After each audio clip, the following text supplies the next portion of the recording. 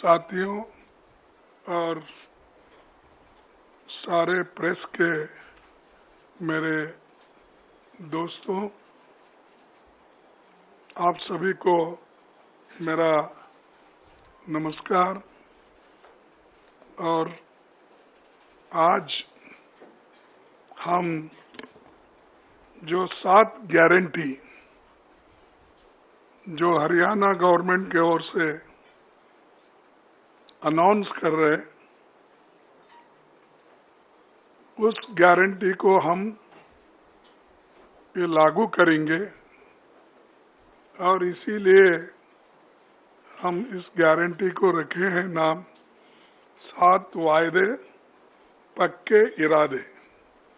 तो ये जो 7 वायदे हैं, उसके अलावा भी मैनिफेस्टो में जो हमारा कम से कम 53 पेज का मैनिफेस्टो है, वो तो बाद में वो लोग डिटेल उसको चंडीगढ़ में आपको बताएंगे। लेकिन ये जो वायदे हैं, हम इसको पक्का निभाएंगे। इसके लिए आज AICC ऑफिस से ये घोषणा कर रहे हैं। जैसा कि पूर्व वक्ता ने अपने इस पॉइंट को वो बताया है, लेकिन मैं उतने तफसील में नहीं जाता। मैं सिर्फ इतना कहूँगा कि हमारे 7 पॉइंट जो है, वायदे जो है, इसको हम खासकर 7 वर्ग में इसका बंटवारा किया है।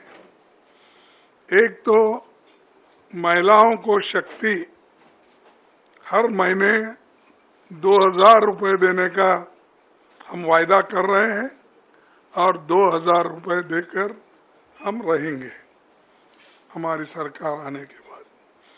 500 रुपये गैस सिलेंडर के लिए हम देंगे और मोदी जी की सरकार बढ़ाते जाती है, लेकिन हम उसको घटाते जाएंगे। दूसरा है सामाजिक सुरक्षा को बल, जैसा कि बुढ़ापा पेंशन है, दिव्यांग पेंशन है, विधवा पेंशन है और ओल्ड पेंशन स्कीम। ये इसको हम पूरा अनुष्ठान में लाएंगे, उसको इम्प्लीमेंट करेंगे।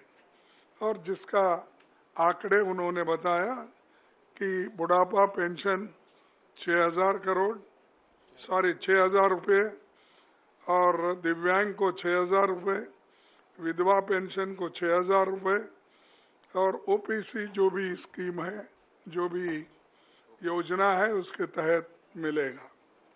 और तीसरा वायदा है युवाओं को सुरक्षित भविष्य। भर्ती विधान के तहत 2 लाख पक्की नौकरी युवाओं को हम देंगे, क्योंकि इतने सरकारी नौकरियां खाली है, वो कोई सरकार भर्ती नहीं कर रही। देश में हमने इससे पहले भी कहा कि सिर्फ सेंट्रल गवर्नमेंट में कम से कम 30-35 लाख वैकेंसीज है, सेंट्रल गवर्नमेंट भर रही नहीं। और हर स्टेट में जितने सरकारी नौकरीज हैं, वो भर्ती इसलिए नहीं कर रहे हैं कि केंद्र सरकार के पास तनख्वाह देने के लिए पैसा नहीं है। और ये जो युवाओं को हम ये नौकरी का वायदा कर रहे हैं, इसको हम निभाएंगे। हर परिवार को खुशहाली के तरफ जाने के लिए 300 यूनिट की फ्री बिजली, ठीक है ना? 300 यूनिट की फ्री बिजली और 25 लाख तक मुफ्त इलाज, जैसा कि पहले हमारे भाई गहलोत ने राजस्थान में शुरू किया था, वैसा आज फिर हम हरियाणा में यही लागू करेंगे।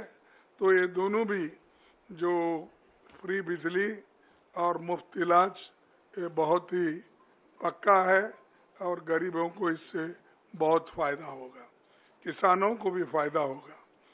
और हमारा 5वां जो है, गरीबों को छत, 100 गज का प्लॉट और 3.5 लाख की लागत से 2 कमरों का मकान।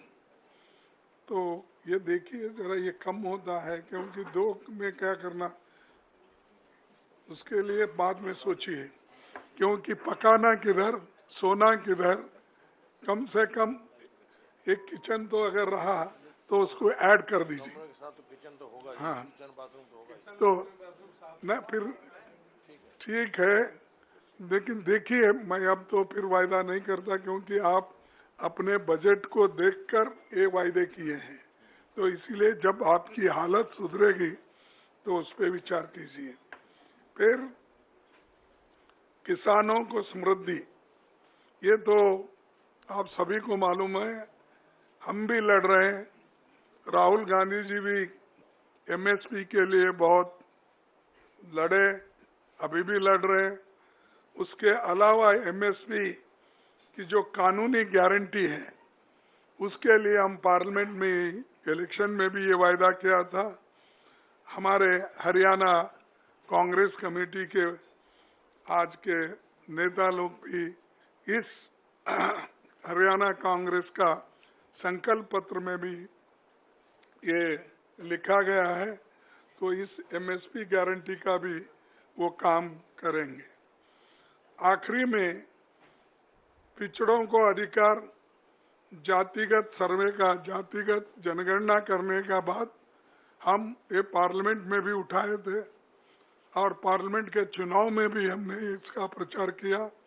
उसी ढंग से यहाँ पर जो हमारे हरियाणा में इसको जाति जनगणना की पूरी उन्होंने कोशिश करके वो जाति जनगणना इसलिए करेंगे कि हर कम्युनिटी के लोगों को, हर जाति के लोगों को वो कहाँ खड़े हैं, वेलफेयर स्कीम में उनका कहाँ स्थान है, चाहे इनकम में क्या है और शिक्षण में क्या है, नौकरियों में क्या है, ये हर चीज अगर आपको मालूम होना है तो ये जातीय जनगणना जरूरी है। इसीलिए वो काम हमारे हरियाणा की कांग्रेस पार्टी कर रही है और ये वायदा उन्होंने किया है और इसको हम अमल में लाएंगे। इसके सिवाय जो आप सबके समक्ष हरियाणा एक बहुत ही प्रॉस्परस स्टेट था, उसको इन्होंने इस केंद्र सरकार के इशारे पर चलने वाला राज्य सरकार उसको बर्बाद किया और वहां पर आज नशे के बहुत केसेस हो रहे हैं, सुसाइड्स हो रहे हैं और यहाँ तक कि जो सबसे नंबर 1 स्टेट माना जाता था हिंदुस्तान में, उसको अगर खराब करने में किसका हाथ है तो वो बीजेपी सरकार का और खासकर मोदी जी, जो हमेशा पीछे से चलता है। कभी कभी थोड़े दिन में रेलवे में मिनिस्टर था, ये इंजन 2 लगाते हैं, एक आगे एक पीछे, आगे के लेके चलता है, अगर कहीं रुक गया है फिर पीछे आना है तो डेमो इंजन लगती है, वो पीछे लेके भी जाता है। तो वैसा इनके पास डबल इंजन सरकार है, एक आगे लेके जाती है फिर बाद में दूसरा पीछे लाती है। तो ऐसी ये सरकार है।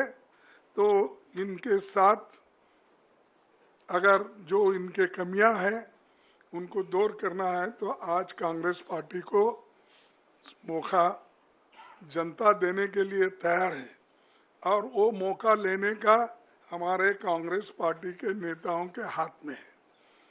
तो इसीलिए ये मेरा वादा है कि हमारी सरकार आए तो ये जो 7 वायदे पक्के इरादे से हम जो कर रहे हैं वो जरूर हम अनुष्ठान में लाएंगे। उसके अलावा जो 10 साल में इन्होंने जो बर्बाद किया 2014 से लेकर 2024 तक, उसको रिपेयर ही करना थोड़ा देर लगता है। फिर भी हम एक्सप्रेस इंजन लगाएंगे। ये लोग डबल इंजन बोले तो धीरे धीरे करे होंगे, इसीलिए आज बर्बाद हुआ। आज है भ्रष्टाचार, रिकॉर्ड बेरोजगारी, बिगड़ती कानून व्यवस्था, अराजकता, इस सब से घिरा हुआ हरियाणा बना है। इसलिए इसको हम ठीक ढंग से दुरुस्त करेंगे। और जो 14 साल मुख्यमंत्री थे हरियाणा के, वो दिख रहे नहीं, कहाँ है?